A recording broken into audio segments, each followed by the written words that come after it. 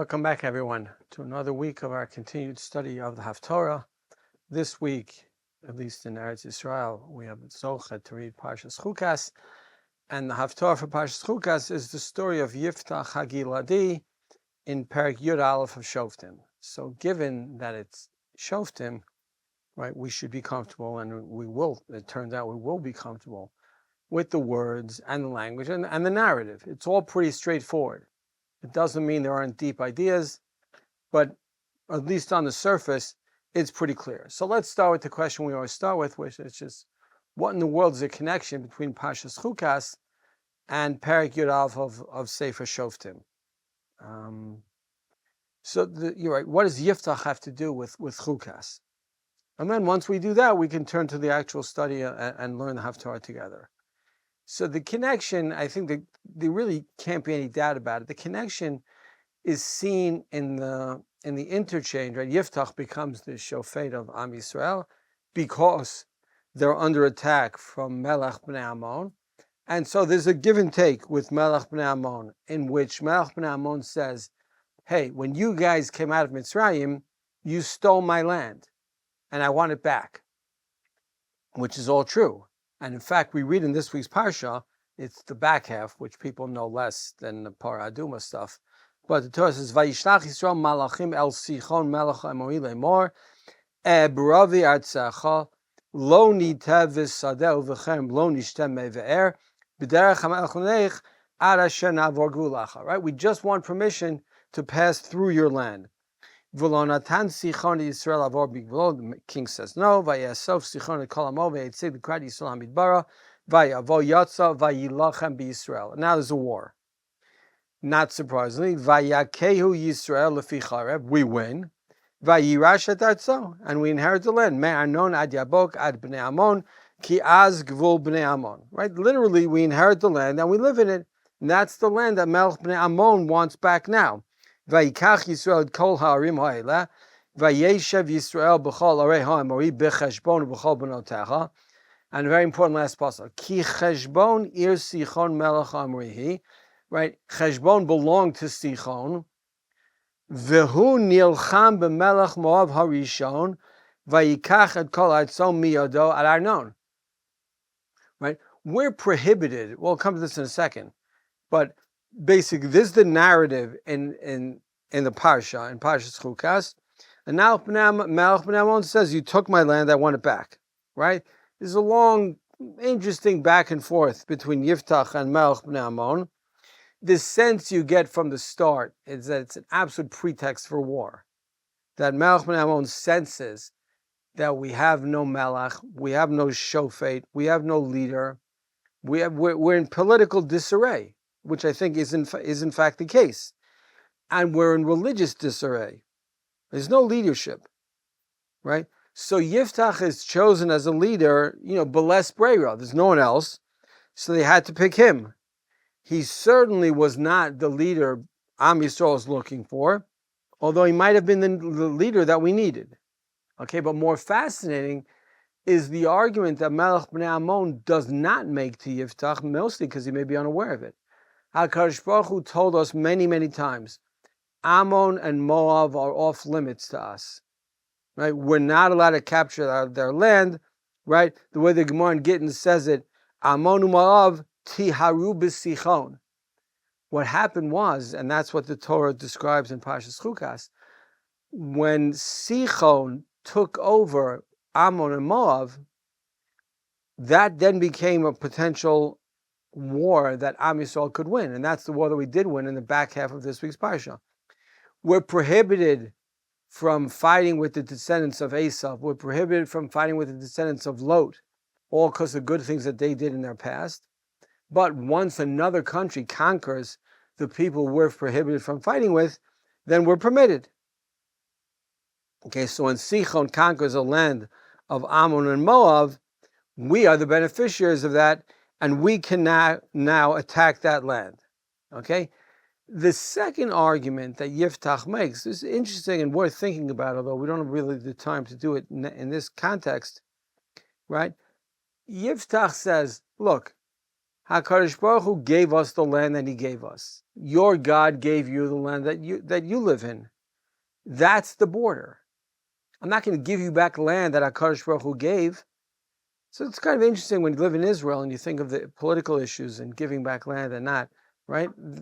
The Haftara stands for the idea, and Yiftach stands for the idea that no, it's inconceivable. The land that we have is the land that HaKadosh Baruch Hu gave us. As David Melech said, Gvul Samta Bal Ya'avorun. This is the border, right? So in Zos HaBracha, we have similar psukim about that. The land that God gave us is the land. Okay, leave that. We're not going to pursue it right now. Bottom line, says the psukim, V'lo shama melech bnei Ammon el divrei Yiftach asher shalach elav. It didn't work. Yiftach tells him, don't attack us. He does it anyway. And a lovely pasuk, V'atihi al Yiftach ruach Adonai, v'yavor et ha-Gilad v'et ben Asher, v'yavor et mitzpeh Gilad u'mitzpeh Gilad avad bnei Ammon. Right? God is with Gidon. And God is with Yiftach. And Yiftach wins the war. Right? It's a happy ending to the story. It really is. Now, having said that and seen that, let's go back and ask ourselves the basic question, who is Yiftach and how did he get the job? So here it's kind of complicated, right? And a built-in problem when learning Haftorahs that are historical, the narrative is historical, is that they're not self-contained. There are facts that we need to know about Yiftach and his neighbors and the Ziknei Gilad. They're not in our Haftarah. Okay, so I'll start a little bit beforehand, and in Parak Yud, the parak that precedes our Haftarah, you have really maybe the harshest description of Am Yisrael that exists in all of Sefer Shoftim. Says the Navi, Vayosifu b'nei Yisrael la'asot hara b'einei Adonai, vayavdu et ha'be'alim, ve'et ha'ashtarot, ve'et Elohei Aram, ve'et Elohei Sidon, ve'et Elohei Moav, ve'et Elohei b'nei Ammon, ve'et Elohei Plishtim, vayazvu et Adonai v'lo avaduhu. They worshipped every possible avodah zarah, 7 in total, and they forgot HaKadosh Baruch Hu. That's as damning a statement as you can find in all of Sefer Shoftim, maybe in all of Tanakh, it's hard to say, right, about Bnei Yisrael. So that they're at a religious low point, that's for sure. And they have no political leadership either. And now all of a sudden we're introduced to Yiftach. Yiftach the Gil'adite, the first pasuk in our Haftara, Haya Gibor Chayil, V'hu ben Isha Zonah. So the colloquial definition of Zonah is a prostitute, but we'll see it may not be exact. Vayoled Gilad et Yiftach. Okay, and in Gilad, the father gives birth to Yiftach. Well, it's not clear what shevet he comes from, but it doesn't really matter.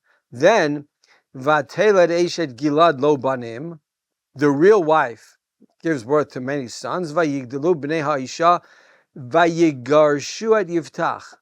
They chase away Yiftach. Vayomulo lo tinchal b'veis avinu ki ben isha acheret ata. You're not going to inherit with us because we are our father and mother's children, and you're the son of a different mother. And they must have been real about it. There must have been a real threat because vayivrach Yiftach, he ran away b'nei achav. Vayeshev Eretz Tov. I don't know if there's really a place called Eretz Tov or it's like just the phrase in a good land. Vayitlaktu el Yiftach anashim reikim vayetzu imo.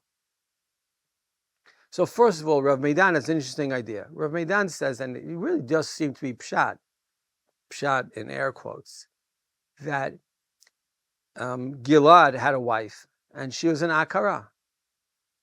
So he took another, we'll call it a pilagesh. He calls it a pilagesh. He took a pilagesh, and she gave birth to Yiftach. As soon as Gilad had a son, he sent the pilagesh away. That's the woman that the Torah refers to as a zonah. Okay, it doesn't work exactly, but it's certainly something better than being an actual prostitute.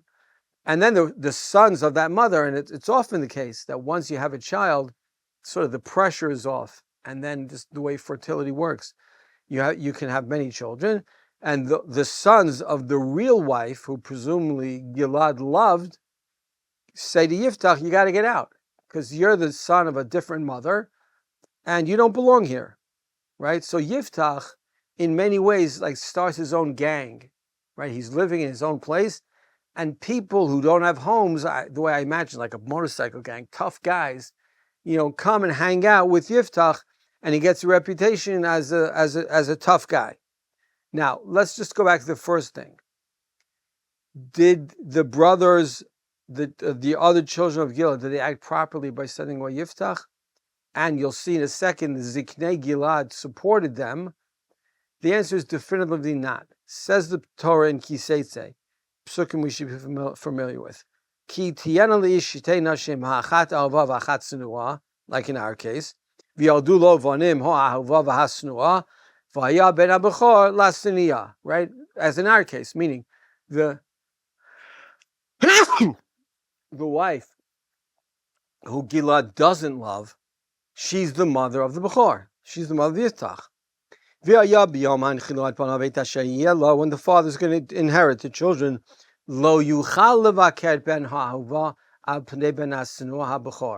he's not allowed to favor the real children or the children of the wife he loves over the children of the wife he doesn't. Why? Says the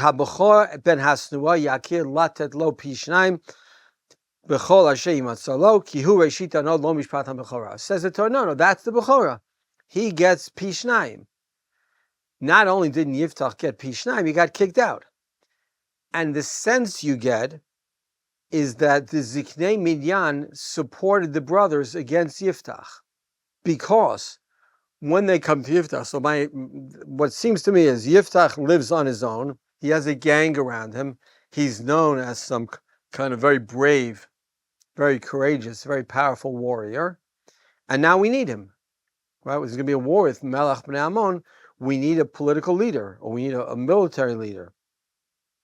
So we read in Pasuk Daled, Vahi miyamim vayilachamu b'nei Ammonim Yisrael. That's what we know already. They try to start a war with us.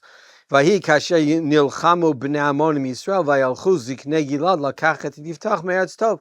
So the Ziknei Gilad go to bring Yiftach to be that leader. Vayomeru liYiftach l'cha vayita alonu lekatzin. Be a leader for us. It's not clear what katzin means. And then we'll go to war against Bnei Ammon. Vayoma Yiftach the Ziknei Gilad. How lo atem sineitem oti. You've always hated me. Vatigarshuni beit avi, and you chased me out of my father's house. Umadeo batem elai ata kashet tzar lachem. Right? So why are you coming to me now? Now the answer is because we need you. Because you're exactly what we don't have. And we want you. But you can understand both from Yiftach's perspective, which is they supported the non-halachic position of the brothers. They kicked him out of his house. And the Ziknei Gilad supported that. And so he's angry at them. And for the Ziknei Gilad, it must have been a real, they must have really needed Yiftach if they came to him knowing that he was going to respond the way he did. Okay, now. What's the job of Katzin? Right? They're offering Yiftach the job of Katzin. So it sounds like some kind of army job to me. They're making him a general, they're making him a lieutenant, they're making him something where he could command the troops that are going to defend Am Yisrael. Okay? But it's something less. It's certainly less than a melech, and it's certainly less than the rosh, or the head, that he actually gets in the end. Because he goes back to them, and then they say to him, "Vayimru ziknei Gilad el Yiftach, lachein ata shavnu eilecha v'halachta imanu v'nilchamta b'vnei Ammon v'ayita lanu l'rosh l'chol yoshvei Gilad." You'll be the head. So I don't know what the head means, but it's something more than just a katzin. Vayom Yiftach al ziknei Gilad, and he really seems like a good person when he says this. Im mishivim atem oti lilachem b'vnei Ammon. If you appoint me to be in charge of the war with Ammon, v'natan Hashem otam lefanai, and I'm successful, anochi ayelachem l'rosh, then I'll do that job. Vayamru ziknei Gilad al Yiftach, Hashem yeh shomeh beinoteinu im lo kidvacha kei nasa. Exactly, we agree. Vayelech Yiftach im ziknei Gilad, vayasimu ha'am oto aleihem l'rosh u'lekatzin. He gets both jobs, whatever that means exactly. He's promoted to Rosh and Katzin. And then he davens to Hashem. Okay, so first of all, It's worth noting the following. The word shofet is not a precise term for each of the leaders in Sefer Shoftim. Yes, it's true, we call it Sefer Shoftim, but I don't know, in many ways, like Sefer Moshiim would be better. V'hu Yoshia et Yisrael, right? You don't think of Shimshon, let's say, who's about to come next in the story. You don't think of Shimshon as somebody who's judging the people, right? You don't really think of Shimshon as being a particularly religious person, even though God has a relationship with him. You think of him as being a strong man. You think of him as being a leader. You think of him as being something akin to, I'm sorry to say this, like Goliath was. No one thinks Goliath was the king or the leader. He was a giant, and he scared Am Yisrael. Shimshon was an incredibly powerful man who scared the Plishtim. So, it could be, this is right in the middle of Sefer Shoftim, right? Literally, I think Sefer Shoftim is 20 parakim long. This is parak 10 or 11, right? It could be this is the first step towards the melucha that we discussed last week and the week before, right? The melucha that Shmuel objected to, but seems like it was the right idea. On the one hand, the pasuk is clear that Yiftach was the right man at that moment. Vayhi al Yiftach ruach Hashem. God supported him. But it could be that he wasn't the leader that Am Yisrael needed, and he wasn't the leader that God wanted, right? When it says, Vayishpot X et Yisrael arba'im shana, it doesn't literally mean he judged them. It means he led them. He was a Moshiach, right? There are a lot of, it's hard to, look, there are a lot of good kings and bad kings. There are a lot of really great shoftim and less great shoftim and minor shoftim. And Yiftach kind of straddles the idea, right? Shimshon we know, and Othniel ben Kenaz we know less, right? There are all kinds of names floating around, right? It doesn't mean that they judged the people. It means that they led the people. They came in, they won a war, they inspired the people, and that's how it went. So he was not hired to be a religious leader, and we don't think of Yiftach as being particularly religious. He was hired to be like the Ramatkal. Maybe that's what a Katzin means. He was hired to be the head of the army and the person who's going to lead the people in war. Okay, so that's Yiftach. He's kind of, I don't want to say a tragic figure. He's the leader Am Yisrael needs. I think he's not the leader Am Yisrael wants. Okay, and that's why, he goes away afterwards. It's not a permanent position. But there's one more thing that we have to discuss when we talk about Yiftach, and it'll just take a minute, but it's really important, and that's the neder that he takes that, according to Pshuto Shamikra at least, costs his daughter his life. Says Yiftach, and he means it. He means, Vayida Yiftach neder ladonoi vayomar im naton titein et bnei amon biadi. Right? He's facing war. He has some element of fear.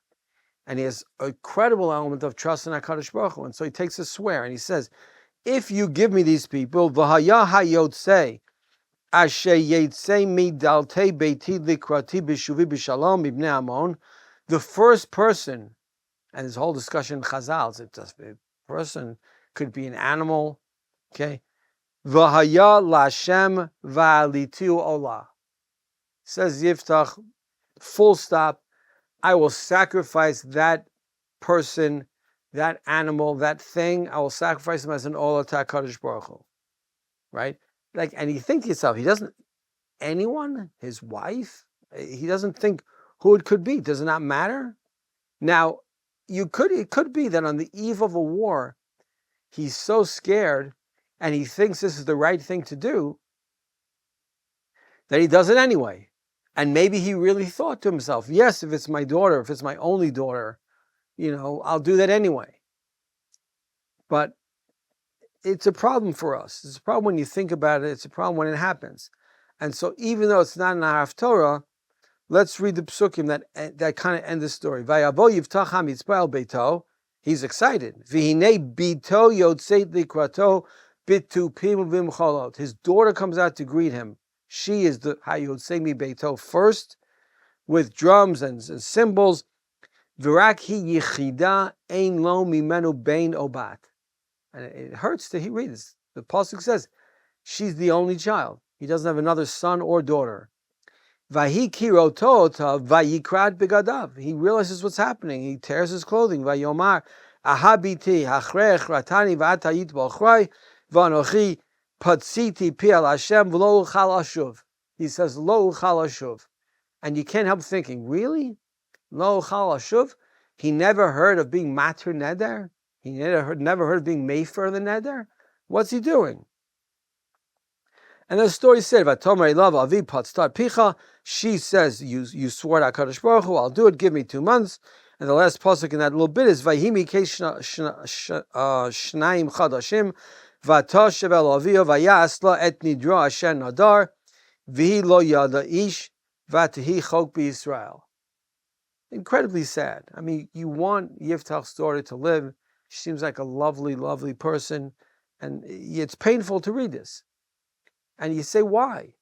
Why couldn't Yiftach? Why did he say, I had no choice? Lo chalashuv. There's a halachic way to come back. So Chazal, there are many, many medrashim about this. And the one I want to read you is Tanchuma, but it basically represents Chazal's negative view of Yiftach, right? When he says, Vanochi patziti pi al Hashem v'lo chalashuv, so the medrash says, Ay v'alo Pinchas hayasham. Don't ask me what Pinchas was doing there. Pinchas hayasham v'hu omer lo echal lashuv. Why couldn't he go to Pinchas? Says the Medrash. El Pinchas amar ani Kohen ben Kohen Gadol. Right, I'm a Kohen Gadol, son of a Kohen Gadol. Ve'echelech etzel Am Haaretz. Right, he's an Am Haaretz. I'm not going to him. Yiftach amar ani Rosh Shoftei Yisrael. Rosh HaKetzinim. Both words that we've seen. Ashpil atzmi ve'elech etzel hadyot. I'm not going to belittle myself by going to a regular civilian. Yes, he's the Kohen Gadol, but he's a civilian. And the Medrash ends by saying, V'shnehem nitchayu b'dameha. They are both responsible. So we're not interested in Pinchas right now. We're interested in Yiftach. It's hard not to see this as a negative. It's hard not to see Yiftach as, some scary strongman who's impulsive, and he's impulsive to the point that even if it's going to cost his daughter her life, he's going to keep his word. Everybody presumably was rooting for him to be matir the neder. Everybody was presuming for him to go to somebody and say, the persons would say to them, did you know that the first person to come out of the house after you won the war might be your daughter? No. If you had known that, would you make the neder? No. Okay, fine, now she can live.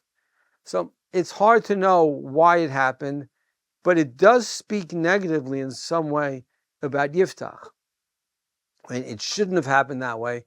Winning the war should have been joyous. It should not have cost him his daughter. He should have found a way out. This also adds to what I believe is the conclusion to Haftara, which is Yiftach was the leader we needed, but not the leader we wanted. Okay? Shabbat shalom to everybody, Yashikach, and see you next week. Have a great week.